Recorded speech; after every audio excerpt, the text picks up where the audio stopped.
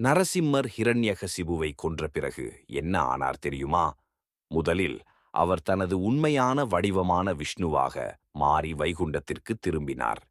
மற்ற தேவதைகள் மற்றும் தேவியர்கள் நரசிம்மரின் சக்தி உலகத்திற்கு அச்சுறுத்தலாக இருக்கக்கூடும் என்று கவலையுடன் சிவனை நாடினர்.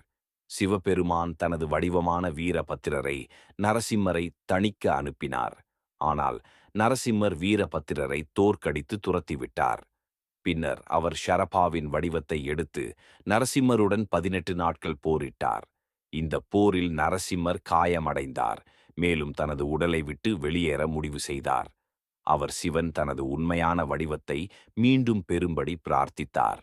சிவபெருமான் தனது உண்மையான வடிவத்திற்கு திரும்பி நரசிம்மருக்கு ஷரபாவின் வடிவம் அவரை அமைதிப்படுத்துவதற்காக மட்டுமே என்று விளக்கினார்.